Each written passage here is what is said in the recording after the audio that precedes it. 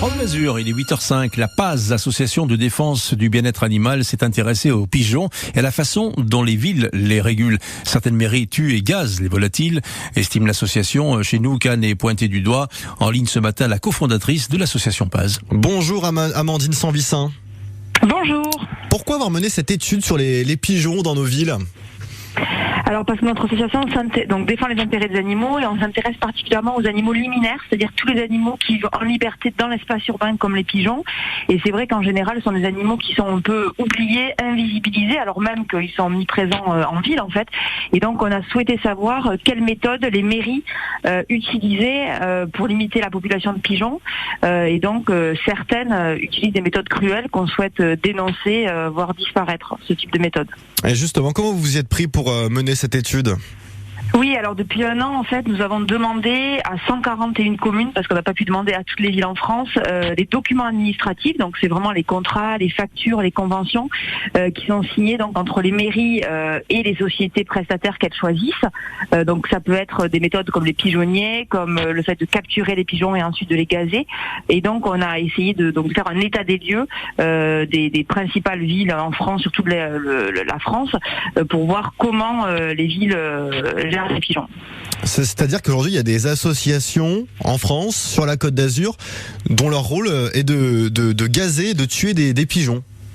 Oui, alors ce sont des entreprises, c'est pas des associations, des entreprises dont le but est de faire du business.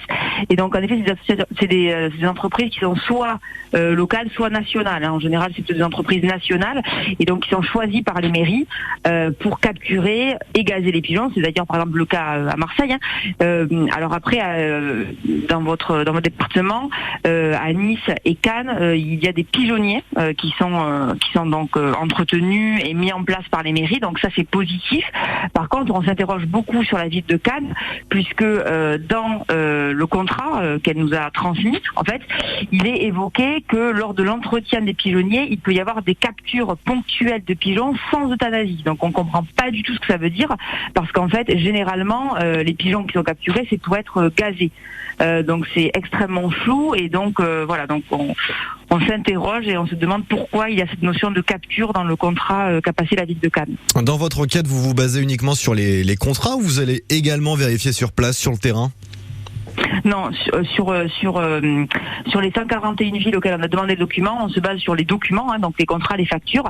Par contre, il y a une ville en Île-de-France où là, on a pu avoir des images qui ont été diffusées où on voit donc des cages qui sont placées sur les toits avec des pigeons qui sont piégés et ensuite qui sont gazés, où c'est vraiment une méthode cruelle qu'on souhaite voir disparaître. Qu'est-ce que vous répondez à ceux qui considèrent le pigeon comme nuisible et qui relèvent chaque jour, soit devant leur maison ou même sur leur lieu de travail, des fientes, des saletés? Qu'est-ce que vous leur répondez ? On leur répond d'abord et avant tout qu'il ne faut pas oublier quand même que les pigeons sont des animaux sensibles, qui ressentent la souffrance, comme des chiens, comme des chats, et que nous on souhaite organiser une cohabitation pacifique, c'est-à-dire que l'idée ce n'est pas de tuer les animaux dès lors qu'ils nous dérangent. L'idée c'est d'arriver à trouver des solutions éthiques et efficaces, donc c'est le cas des pigeonniers, et en effet il va falloir accepter que les animaux, oui, se reproduisent, oui, font leurs besoins, oui, se nourrissent, mais c'est pas une raison suffisante pour les tuer. Donc s'il y a des fientes, en fait, elles peuvent être nettoyées. Enfin, je rappelle qu'on nettoie beaucoup de nos déchets en permanence dans la rue, comme les cigarettes, etc. Donc, je veux dire, il faut prévoir un budget pour la condition animale. C'est quand même très important. Aujourd'hui, la condition animale est considérée comme une cause importante pour 89% de la population française.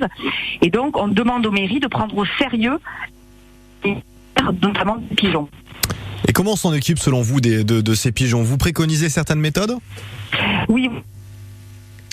C'est deux méthodes. Donc, il y a la question du pigeonnier contraceptif, donc celle qui est utilisée à Nice et à Cannes, évidemment sans les tuer. Donc les pigeonniers, en fait, c'est des espèces de petites maisons, cabanes, où les pigeons vivent.